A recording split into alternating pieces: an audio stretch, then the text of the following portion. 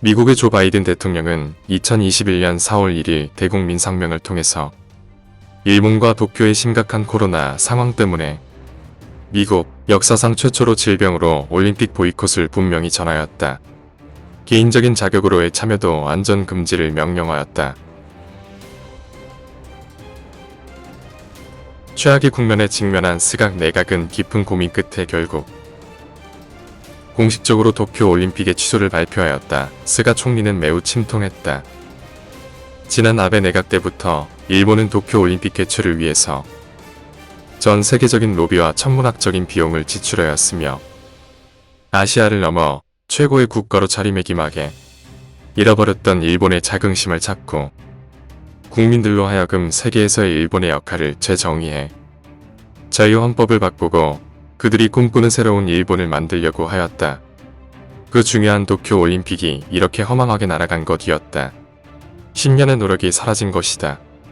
일본 전역에서는 스가 내각 탄핵 여론과 당연한 결정이라는 여론들이 극도로 대립을 하기 시작하였고 거리에서는 시민들 간의 시위와 국회에서는 몸싸움까지 이어지면 일본 전국이 혼란에 빠지게 된다.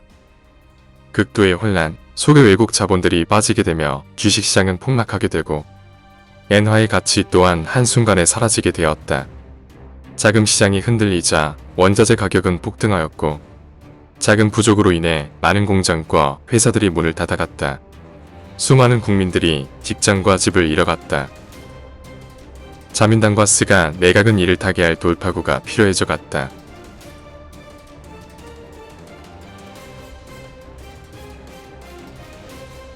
마라도 해역 명예를 순찰하던 대한민국 해군 제3함대 박동진함이 3차원 방공 레이더에 미확인 비행 물체가 포착되었다.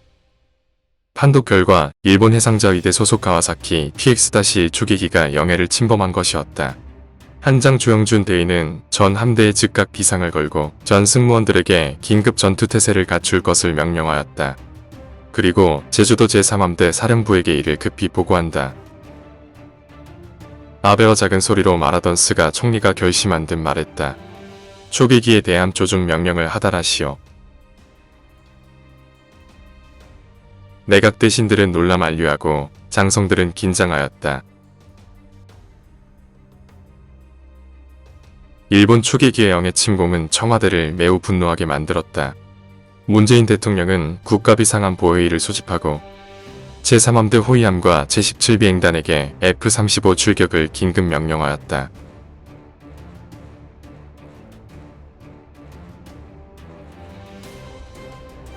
일본 초계기는 집요하게 박동진함을 따라왔다. 누구의 영해인지 구분이 가지 않는 상황이었다. 초계기의 책임장교 미우라 소좌는 무전을 듣고 명령했다.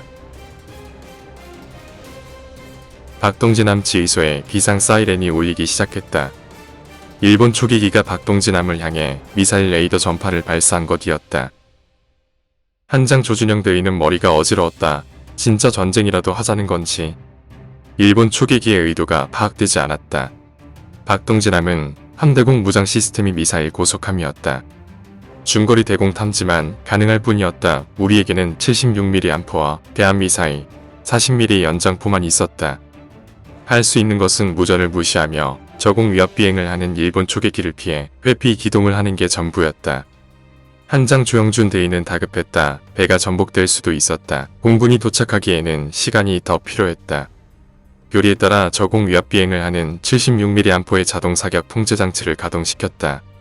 위협 사격이라도 해야 생존원들을 살릴 수 있었다. 초탄을 날렸으나 일본 초계기는 비웃듯이 다시 위협 비행을 시도하였다. 함포장 2일 중사는 일본 초계기의 후미를 향해 작심하고 두 번째 사격을 개시하였다. 이 죽일 쪽발이 놈들 맞아라. 맞아 제발. 네 발이 76mm 함포에서 연속 사격을 가했다.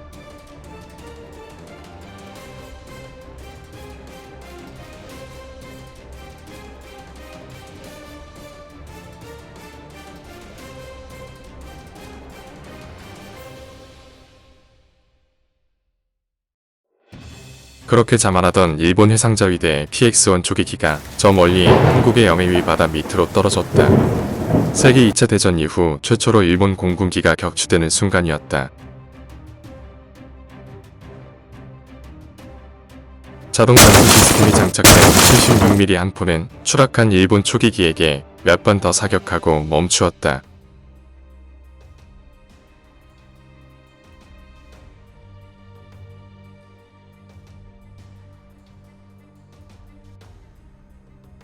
내가 무슨 짓을 한 거지? 함장 조영준 대위는 떨리는 다리로 간신히 서 있었다.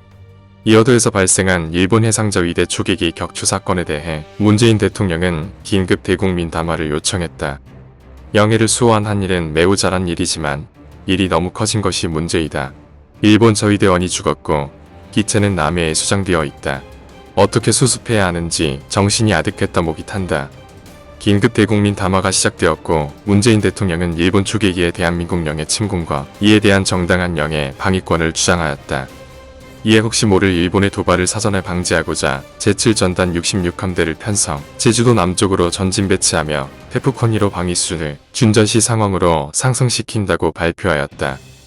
66함대는 천지함급 기동 군수지원함, 독도급 대형 수송함, 209급, 214급, 도선 안창 5급 잠수함, 해군 해상 초계기, 각 지역 함대 호위함 등 이 지원을 받는 이지스함 2척과 이순신함급 구축함, 대잠 헬기 6대 등을 보유한 대한민국 최고의 화력과 방어 시스템을 지닌 함대였다. 마지막으로 숨진 일본 초계기 대원들에 대한 위로와 초계기 예양 작업을 진행할 것을 발표하며 긴급 대국민 담화를 마치었다. 일본에서 정반대의 긴급 대국민 담화가 진행 중이었다. 스가 총리는 먼저 일본 해상자위대의 초계기는 일반적인 초계 임무를 수행 중이었으며 이 지역 또한 대한민국의 영해가 아닌 제7광구 상공이었다고 강하게 주장하였다. 이 야만적인 대한민국의 군사적 행동은 전적으로 대한민국의 책임이며 일본 해상자위대의 초계기 추락에 대해 강력한 유감과 숨진 대원들과 유가족에 대해 심심한 유감의 뜻을 표현하였다. 또한 이는 일본에 대한 명백한 도발, 침략 행위이기에 자위권을 긴급 발휘할 것을 거듭 강조하였다. 이어도 일본 초계기 피격 사전은 미국, 유럽, 중국 등 전 세계 유수의 언론에 긴급 타진되었다. 모두 이를 긴급 뉴스로 전하며 앞으로의 각자의 전망을 내놓았다. 그리고 서울과 도쿄 등 양국의 중심 도시에서는 반한 시위가 등불처럼 일어났다. 대한민국은 서울 광화문을 중심으로 각계 사회 인사와 여야 정치인들이 참여하여 일본 타도를 외치며 일장기를 불태우고 스가 총리와 아베 전 총리에 대한 대규모 시위를 진행하였다. 일본은 도쿄, 오사카 등지에서 반한 협한 시위가 들끓었다. 한국처럼 큰 규모나 격한 수준은 아니었지만 숨진 자위대 대원 유가족을 중심으로 시위가 벌어졌다. 백악관은 이상하리만큼 조용했다. 청주 비행장을 출발한 F-35 편대가 제주공항으로 착륙 허가를 송신하였다. 그리고 관제소의 지휘를 받아 제주공항에 무사히 착륙하였다. 편대를 이끌고 제주도에 착륙한 김대위 중령은 마음이 이상하게 무거웠다. 조용하게 이제 전투기 조종대를 놓고 싶었는데 이런 상황이 부담스러웠다. 그러나 일본에게 지고 싶지는 않았다. 66기동함대의 기함인 광개토구축함에 타고 있는 함대장 이도준 대령은 오늘은 익숙한 제주도 이남바다가 다르게만 보였다.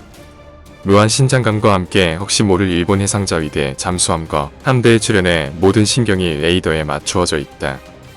그러나 한편으로는 싸우고 싶었다. 일본 놈들을 모조리 수장시키고 싶었다. 포항에서 미리 기동하여 내려온 해병 1연대가 제주도에 입항하였다.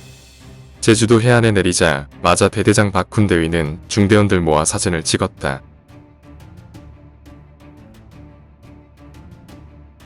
부산의 모처는 매우 부산하였다. 수십 대의 천무연대가 해변에 자리를 잡기 시작하고 지휘 막사를 설치하기 시작하였다. 물론 민간인 출입 통제까지 이루어졌다. 천무는 최신 다연장 미사일 발사 체계로서 80km의 사거리와 탄도미사일 시 250km까지 가능한 일본에게는 매우 위협적인 미사일 체계이다. 그리고 함께 온 현무 3, 4 발사 차량들은 어디론가 은밀히 사라지고 있었다.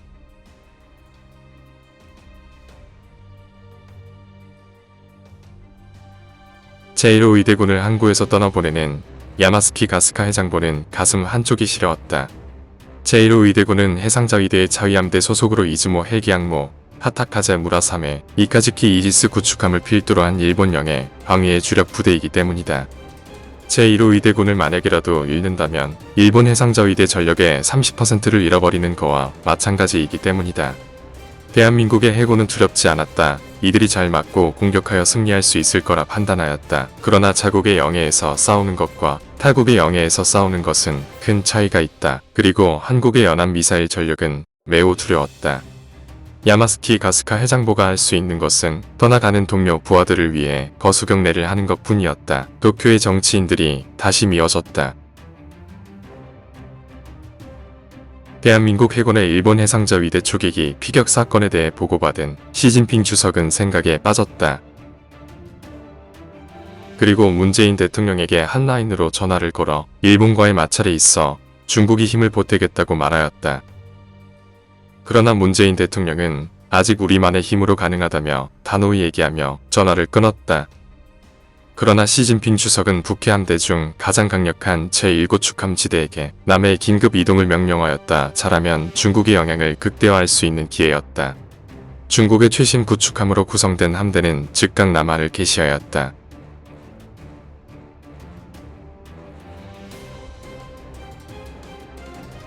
스가 총리는 혹시 모를 대한민국 미사일 공격에 대비하여 패트리어트 미사일 배치 3에 대한 배치와 가동 기능 확인 및 훈련을 명령하였다. 패트리어트 3은 미국이 판매한 일본 최고의 미사일 방위 시스템이었다. 그리고 혹시 모를 인근 영해에서의 공대공 국지전을 위해 전투기들에 대한 초기 임무를 더욱 강화하기로 하였다. 자위권만을 가진 일본이 할 수 있는 최대한의 조치였다. 이러한 수동적 방어로는 언제 어디서 나올지 모르는 한국의 미사일 전력을 감당하기에 한계가 있었다. 원점 타격이 필요하나 공대지, 지대지, 함대지 공격 수단이 없는 일본으로서는 불가능한 일이었다. 신타이 카와마루 진퇴양난 스가 총리는 회의 후 집무실에서 암담한 현실의 한숨이 나왔다. 왜 전 아베 총리가 헌법을 개정하려고 하였는지 이해가 되는 순간이었다. 이때 집무실의 전화가 시끄럽게 울렸다. 짜증이 났지만 전화를 받았다. 전화 너머로 미국 조 바이든 대통령이 인사를 건네었다.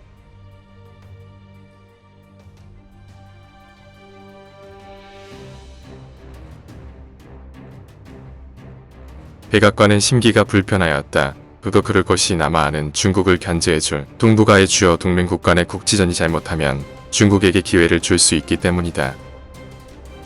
참모들과 육해공 그리고 해병대 사령관들의 보고를 받는 동안 조 바이든 대통령은 몹시 답답했다. 그리고 이런 사태를 만든 일본이 심히 마음에 들지 않았다.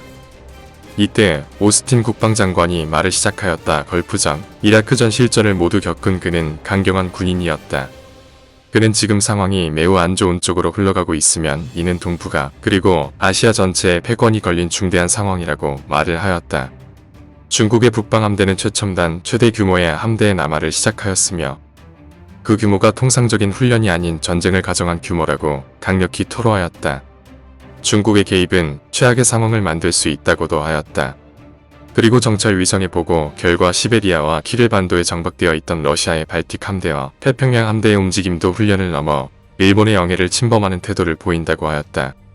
이런 중국과 러시아 해군의 정황을 보았을 때 한국과 일본의 국지적 전쟁이 만들어 올 구멍들을 이 강대한 두 국가가 찾아 뚫고 나올 것이 분명하다고 천명하였다. 그러자 조 바이든 대통령은 물었다. 우리는 그럼 어떤 전쟁 상황을 가정하여 준비하여야 하는가? 오티슨 국방장관은 단호하게 말했다. 그는 전쟁광처럼 보여지기까지 했다. 다음날 오전 9시 백악관 전세계 기자들을 모아 긴급 기자회견을 지내었다. 헤인스 정보부 국장이자 백악관 대변인인 헤인즈는 단호하게 회견을 진행하였습니다. 미국은 이번 사태에 대해 확전을 원하지 않으며 이미 이를 예방하고자 제7함대와 포드급 신형 항공모함 전대를 한반도 남해로 파견하였다고 말하였습니다. 그리고 이미 건은 국지전이 아닌 사고이며 두 동맹국은 즉시 화해를 진행할 것이며 만약 이번 사고를 통해 어떠한 이익을 취하거나 확전을 일으키고자 하는 세력, 국가가 있다면 미국은 이를 절대적으로 막을 것이며 두 동맹국과 아시아 더 나아가 세계 평화를 지키기 위해서 반드시 개입한 국가에 대해서는 철저하고 자비 없는 행동을 취할 것이며 이는 군사적 행동도 고려한다고 말하였다. 그리고 마지막으로 천명하였다. 이것은 누가 보아도 정중한 협박이자 경고였다. 이어도 일본 초계기 사건에 강대국들이 끼어들기 시작한 것이었다.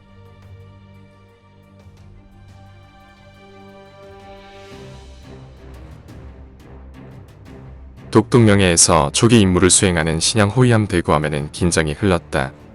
대구함은 길이 122m, 병업 배수량 2800톤급의 신양 호위함이다. 대공, 대함, 대잠 탐색과 공격이 가능한 이 신양 호위함은 독도 해상에 든든한 방패가 되어가고 있었다. 그러나 이 대구함을 은밀히 추적하는 잠수함이 있었다.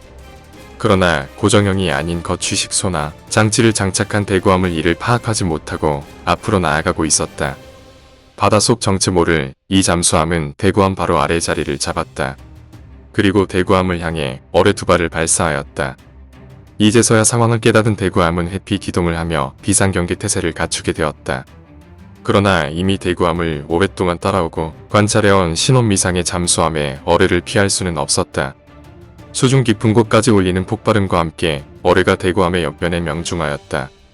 그리고 잠수함의 승조원들은 조타경을 통해 마지막 광경을 확인했다. 대구함이 반파되어 급히 전장을 이탈하였다. 궁하는 폭발음이 조용한 독도를 뒤흔들었다. 그리고 해상은 텅 비었다. 돌섬으로 이루어진 독도가 울릴 정도의 강력한 폭발음이었다. 그리고 수평선 너머로 엄청난 숫자의 함정들이 몰려오기 시작하였다. 일본 해상자위대 소속 제3호위대였다. 그리고 기함인 헬기 한모 휴가에서 일본이 작년에 창설한 해상 제2공정대 대원들이 고속보트를 타고 독도를 빠르게 접근하였다. 이들은 대구함이 폭발음을 듣고 자신감에 차 있었다. 공중에서도 해상 전투함들의 지원 속 공중 낙하를 개시하였다. 그러나 강풍으로 인해 반 이상은 해상으로 추락하였다. 독도에 상륙한 제1공정대원들은 피가 끓어올랐다. 드디어 독도를 탈환할 수 있는 역사적 순간에 그들이 있었기 때문이다. 이를 멀리서 지켜보고 있던 독도, 경비대는 침착하게 무전을 날리며 방어태세에 들어갔다. 두 개 대대의 현무포대가 지대함 순항 미사일을 발사하기 시작했고 해상자위대에게는 악몽이 시작되었다. 수십 발의 현무지대함 미사일들이 낮은 고도로 날아가기 시작하였다. 이지스함의 대공 레이더보다 낮게 저공으로 날아가는 수십 발의 순항 미사일들은 일본이 자랑하던 이지스함과 구축함 그리고 휴가 헬기 항모를 박살내기 시작하였다. 이무라 제독은 미사일이 쏟아지는 울릉도 쪽을 한스럽게 바라보았다. 2차로 날아오는 현무 순항 미사일들은 남은 지원 구축함들을 처리해 나갔다. 불과 20분 만에 일본이 자랑하는 이지스함 스척과 기함, 헬기 함모 휴가 그리고 각종 구축함들이 수정되었다. 이를 독도에 상륙하여 바라보던 제1공정단 100명의 대원들은 좆되었다고 생각했다. 사냥의 주체가 바뀐 것이었다. 바다는 고요했다. 그러나 끝없는 인간들의 탐욕과 같이 밀리고 쓸리며 그 중심을 잡지 못하고 있다. 그 넓고 깊은 바다 위 일본 해상 자위대 제1호위 대군을 지휘하는 하네다 제독은 망연자실하며 바라만 보고 있다. 작전 지역인 마라도 남쪽 제7광구지대에 도착한 지는 이미 20시간이 지나고 있었다. 유조선, 군수지원함도 같이 왔지만 수십 척의 함대를 이대로 파도 위에서 머물게만 하기에는 시간의 압박이 밀려왔다. 그러나 막강한데 일본 해상 자위대를 쉽게 기동하기에는 쉽지 않았다. 적 함대를 선제 공격할 수 있는 작전권이나 함대함 공격 수단이 극도로 빈약하였다. 그리고 앞에 당당히 포진하고 있는 대한민국의 66 기동함대는 과거 10년 전에 보아왔던 그 전대가 맞나 싶을 정도로 위력적으로 보였다. 독도급 대형 수송함 한 척, 세종대왕급 이지스 구축함 2척, 한국형 이지스 구축함 2척, 충무공 이순신급 구축함 2척, 도산 안창호급 잠수함 한 척, 천지급 군수지원함 한 척으로 이루어진 저 한국의 해군 함대는 한국기를 휘장하고 하네다 제독의 호위전대를 노려보고 있었다. 이 기동함대가 한 번에 투사할 수 있는 함대함, 잠대함 미사일만 수백 발에 이른다. 그 생각만 하면 하네다 제독은 서늘함마저 느꼈다. 그리고 좌측시 킬로미터 영해에서 죽을 자들을 기다리는 까마귀떼와 같은 중국의 수십 척의 구축함들도 보통 신경 쓰이는 것이 아니었다. 중국의 이지스 데드카피 버전의 05 구축함 등의 전력이 전혀 두렵지 않지만 한국 해군과 전투 상황이 발생한다며 저 대륙의 까마귀떼들이 언제 날아오를지 모를 것이기 때문이다. 그리고 센카쿠 열도로의 진입도 충분히 노릴 수 있는 함대 전력이었다. 뒤에 상륙함도 보이기 시작하였다. 한때, 아니 지금도 아시아 최고의 해상 전력이라고 자부했던 자신의 함대가 이런 고민에 빠졌다는 것이 너무 비통하였다. 이런 상황은 10년 전에 시작해야 했다. 답답한 마음에 망원경만 보던 하네다 제독은 끝없는 바다를 보며 이러지도 저러지도 못한 심정에 한탄만 할 뿐이었다. 일본의 독도 침탈 행위를 성공적으로 방해한 문재인 대통령이 국회로 들어섰다. 여당 야당 의원 모두 일어나서 기립박수를 치는 한국 국회에서 보기 드문 광경이 펼쳐졌다. 그러나 몇몇 의원들은 그저 힘들어하게 쳐다볼 뿐이었다. 대선이 내년이었기 잠룡들에게는 이런 상황은 좋지 않았다. 대통령은 당당하며 단호하게 국회 연설을 시작하였다. 일본의 독도 침공 행위는 대한민국의 주권을 심각하게 훼손한 명백한 침략 행위이며 정부는 이에 대해 더 이상 좌시하지 않기로 하였다고 말했다. 그리고 일본에 대한 군사적 응징을 대한민국의 이름으로 진행하겠다고 선언하였다. 먼저 제주도 남쪽 영해 무역로를 무단 점유한 일본의 본토에 대한 공격까지 진행할 것이며 이에 국회의 동의를 구한다고 말했다. 여당 의원들은 다시 서서 기립박수를 쳤지만 야당 의원들은 이번에는 박수를 치지 않았다. 일본 도쿄 상원의회에서도 스가 총리가 대국회 연설을 진행하고 있었다. 한국이 무단으로 점령하고 있는 다케시마에 대한 탈환 작전을 진행하던 중 한국군의 기습적 선제 공격으로 인해 일본의 자위권에 심각한 위협이 이루어졌다고 하였다. 이에 일본의 모든 자위대는 모든 전력을 동원하여 한국에 대한 군사적 응징과 자위권 발동을 개시할 것이다 라고 말하였다. 그러나 국회에서와는 달리 기자들을 뒤로 조용히 국회를 빠져나가는 스가 총리였다. 부산의 조용한 한 해안가에서 현무포대에서 목표를 알 수 없는 현무사 미사일이 긴 포물선을 그리며 날아가고 있다. 현무사는 북한의 지하 100m 이상 깊이에 있는 것으로 알려진 이른바 김정은 벙커를 비롯한 북한 주요 지휘소 등 북한 지하 전략 목표물들을 파괴하기 위해서 개발된 탄도미사일로서 최대 사거리 800km, 최대 2톤 탄두를 탑재할 수 있는 한국의 비밀 전략 자산이었다. 하나둘씩 차례로 날아가는 수십 발의 현무 미사일들은 대한민국 국군의 대일본 벼락 작전을 알리는 시작이었다. 국방부로부터 긴급 암호 명령을 받은 제주도 제3함대는 함대함 공격 태세에 돌입하였다. 제3함대 이국준 제독의 명령에 따라 광개토급 구축함과 신형 호위함에서 한국의 초음속 함대함 미사일 해성이 날아오르기 시작하였다.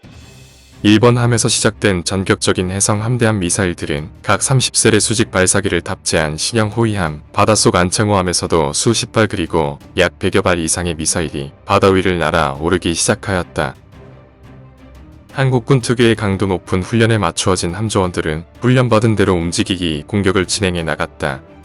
부산과 진해에서도 지어놓은 구축함들에서도 지속적으로 미사일들이 바다의 바람을 가르며 하늘로 올라가고 있었다. 이어도 남쪽 공해에 머물고 있었던 일본 해상자위대 소속 제1호위 대군의 레이더들에서도 요란한 경보들이 들리기 시작하였다. 하네다 제독은 잠시 졸고 있던 중 비상경고음에 지휘소에서 레이더를 바라보았다. 총 123발의 함대함 미사일이 해상 30km에서 마하 3의 속도로 접근해 오고 있었다. 이것은 일본이 자랑하는 이지스함과 방공 호위함도도 막을 수 있는 수준이 아니었다. 저공으로 고공에서 날아오는 수백 기의 해성 미사일들은 카타3의 이제자키 콩고급 구축함 그리고 기아민 이즈모, 경함모까지 바다로 처참히 수장시켰다. 간 쏟아지는 미사일 폭풍우는 그렇게 일본이 자랑하는 호위대군을 바다 속으로 끌고 들어갔다. 대마도의 레이더 기지에도 이상한 경보음들이 울려 퍼지기 시작했다. 그리고 레이더에 보이지 않았던 무수한 것들이 분석되어 나타나었다. 그리고 죽음의 소리가 사방으로 퍼졌다. 그것이 주요 레이더 기지들의 마지막이었다. 해상 전투가 시작된 곳을 돌아 대마도의 북쪽 연안을 향해 10여 척의 수송함, 호위함들이 그 모습을 드러내었다. 독도함 그리고 천왕봉함, 거대한 상륙 지원함들이 수평선에서 한동안 머무르며 교수의 차이를 기다렸다. 그리고 일명 벼락작전의 암호문이 지휘소에 전송되었다. 30분 후 대마도 북쪽의 수평선에서는 해병 1사단 1상륙연대가 신형 상륙 돌격 장갑차 수십 대와 10여 기의 코브라 헬기의 어머 아래 해안으로 신속히 상륙하기 시작하였다. 대마도의 첫 발을 내디딘 박준 대위는 무전을 날렸다. 벼락 상륙 이상무. 드디어 범들이 바다를 건너는 순간이었다. 스가 총리는 초조한 듯 입구를 응시하며 물을 연신 마셨다. 고로나가 외무상은 자위대 장성들과 함께 군복을 입고 서 있었다. 그리고 시간이 조금 지나자 거구의 사내가 거친 군인들과 함께 입구를 통과해 들어왔다. 스가 총리 재빨리 달려가 그 거구의 사내에게 굽신거리며 이내 인사를 하였다. 거구의 사내는 즐거운 듯 호탕하게 웃었다. 그는 미국 국방장관 로이드 오스틴이었다. 그는 걸프전, 이라크전, 아프가니스탄전을 모두 지휘한 미군의 살아있는 전설이었다. 스가 총리는 자리에 앉자마자 상부를 보고하듯이 지금 상황을 말하기 시작하였다. 스가 총리는 말을 하며 연신물을 들이켰다. 입이 바짝 타올랐다. 대마도 이즈와라 항구는 새벽부터 부산하였다. 수십 척씩 들어오며 군수지원 작전을 펼치고 있었다. 해병대의 연대급 군인들이 완벽한 장비와 함께 수없이 해운대로 한 번에 중대 병력씩 상륙하기 시작하였다. 누구 하나 두려운 기색이 없어 보였다. 해병대원들이 내리자 해병대 소속 K1A1 전차들 수십 대와 K9 자주포들도 속속 항구로 투하되기 시작하였다. K9 자주포는 세계 3대 자주포로서 신형포탄으로는 최대 70km까지 날아가기에 대마도에서도 일본 본토를 직접 타격도 가능한 위협적인 무기체계이다.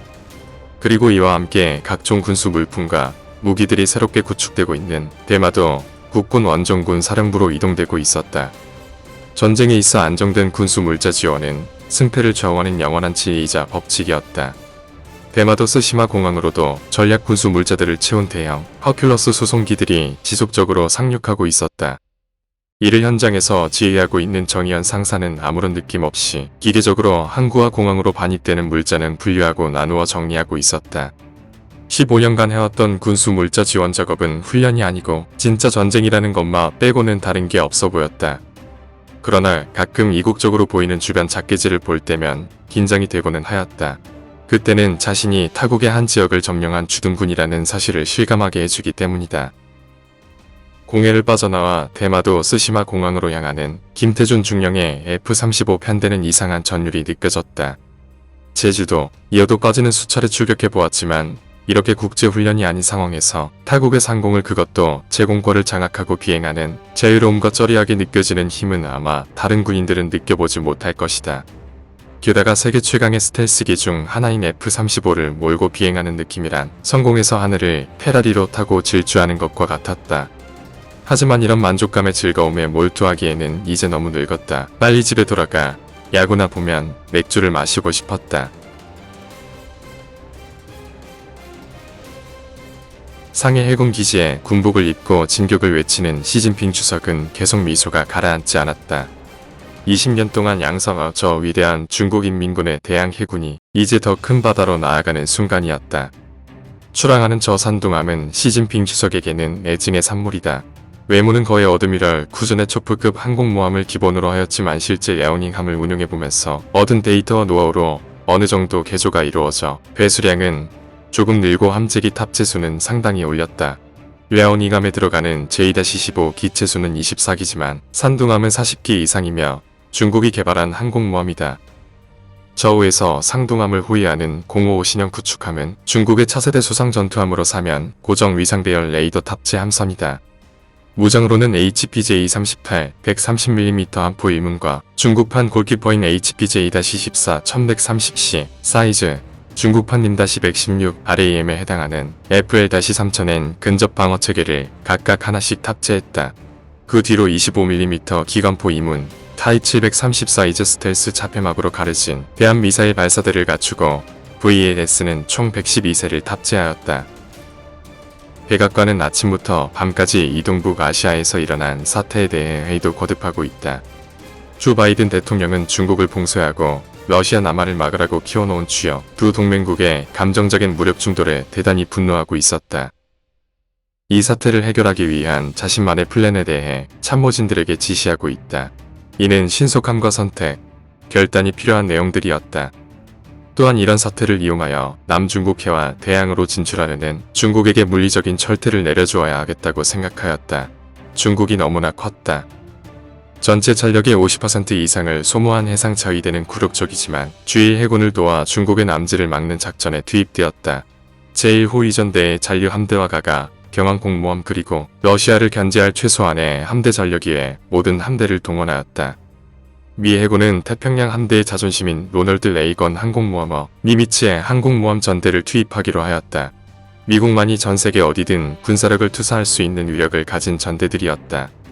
긴급 편성된 자유의 함대는 지휘통제함, 이지스 순양함 타이콘드로 가급 3척, 이지스 구축함 조말트급 2척, 알레이버크급 9척, 강습 상륙함 1척, 수송 상륙함 2척, 도크형 상륙함 2척, 소해함 4척, 로스앤젤레스급 핵추진 공격 잠수함 지원함 1척, 군수 지원함 4에서 6척, 기뢰함 2척 총 33척의 함정과 F-35, F-18 등 각종 전투기와 전술기들 그리고 해병원정군 약 17,000명 해병원정 부대 약 2,200명, ABC, EOD팀, 해상전투헬기빙대 등 다수의 특수부대, 기타 다수의 지원, 보급 수송함과 항공부대들과 함께 기동하는 이 전대는 지구상 어떤 나라와도 겨루어도 손색이 없는 전투력을 가지고 있었다. 자유의 함대를 지휘한 제이미 총사령관은 냉철한 군인이자 해군이었다. 이 정도의 전투 투사력의 부대를 지휘하는 사령관임에도 어떠한 표정의 변화도 보이지 않고 작전 상황판과 중국, 한국 해군의 위치와 투사력만을 체크할 뿐이었다. 반대로 속이 타들어가는 것은 가가 경항모함에 탑승한 오스카 자위대 사령관이었다. 지금이라도 스시마로 항로로 바꾸어서 저 오만 방자한 조선의 찌그러기들을 모두 분쇄하고 싶었다. 그러나 지금은 미국의 요구를 받아들어야 했다. 분통이 터지지만 대륙의 거지들을 빨리 진압하고 미국과 함께 스시마로 가야 했다.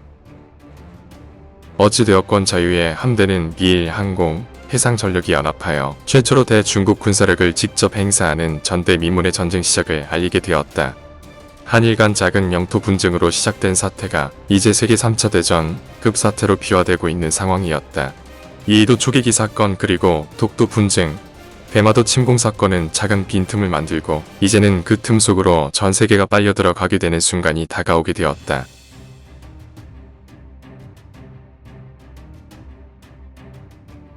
여인 승전보에 기뻐하고 있던 청와대에는 긴급한 안보회의가 열렸다. 북에서 일본 도쿄 방향으로 규슈 지방 근처에 탄도 미사일을 발사한 것이었다. 문재인 대통령은 한 라인 전화기를 들고 차분하게 대화를 시작하였다. 전화 너머에는 다소 상기된 억양의 김정은 위원장이 있었다. 무수단 탄도 미사일보다 발전되어 보이는 북한의 탄도 미사일은 러시아의 이스칸데르 미사일을 변형하여 북한형으로 변화시켜 보였다.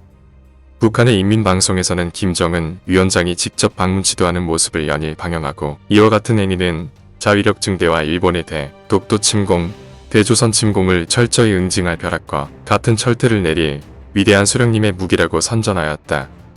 같은 민족으로서 일본의 군사적 행위에 반감과 위력을 보여주는 것은 한편으로는 남한에 대한 위협보다는 소중한 시그널이지만 이와 같은 행위는 국제적인 외교에 있어서 큰 부담으로 작용되는 것이었다. 탄도미사일 발사 이후 그날 밤에 이루어진 성대한 열대식의 첨단 공격 무기 퍼레이드는 더욱 그렇게 보였다. 이런 북한의 행동은 도움은커녕 더욱 위협적인 동아시아의 분위기를 만들어내는 역할밖에 되지 않는 것이었다. 한국이 현무 미사일은 일본 본토 전역에 투하할 수도 있지만 그러지 않는 것도 일본 본토에 사는 수많은 외국인과 이들을 보호하는 국제사회를 자극하지 않기 위한 행위인 것도 모르는 북한이 너무 경솔해 보였다. 아무 또 다른 지원이나 원조, 이와 같은 상황에서의 이익 확보를 위한 수단으로 밖에 안 보였다. 머리가 아파오는 문제 대통령은 전화를 끊고 한숨을 쉬었다. 한편 대마도 시라토 켄산에서는 일본 육상, 자위대 대마도 방위군과 치열한 교전이 지속되고 있었다. 이미 대마도의 주요 거점 대부분을 차지, 요새화하였으나 대한민국 해병대보다 지리를 잘 아는 소수의 중대급 인원들을 잡기에는 쉽지가 않았다. 다행히 방위대들이 숨어있는 시라도 켄산이 그리 큰 산이 아니었기에 게릴리전을 펼치는 방위대원들을 이미 작은 장소로 밀어놓은 상태였다. 아직까지 상륙 해병대의 인명 손실이 없기에 이들을 사살하고 교전하기보다는 포위하여 항복을 받아내는 포위 압박 작전을 진행하고 있다. 그러나 해병대 수색대원들이 산에서 숨어서 두려움에 떨고 있는 방위대원들을 잡기 위해 포위 작전을 진행하고 있는 동안에 진짜 대한민국 원정군을 위협할 존재는 심연에서 다가오고 있었다. 동해 독도 연해에서 신형 호위함을 침몰시켰던 그 정체불명의 검은 잠수함이 대마도 인근 심해로 다가오고 있었다. 검은 칠흑 같은 심해에서 고속으로 소리 없이 이동하는 잠수함은 앞으로 끝없이 대한민국 원정군으로 심연으로 밀어넣을 것이다. 남진하는 중국, 이를 격파하기 위한 미일자유의 함대, 대마도의 대한민국 원정대, 모두가 감추었던 이빨을 드러내고 있는 순간 다가오고 있는 심연의 정체불명 암살자까지 바다의 늑대들이 잠에서 깨어나기 시작했다.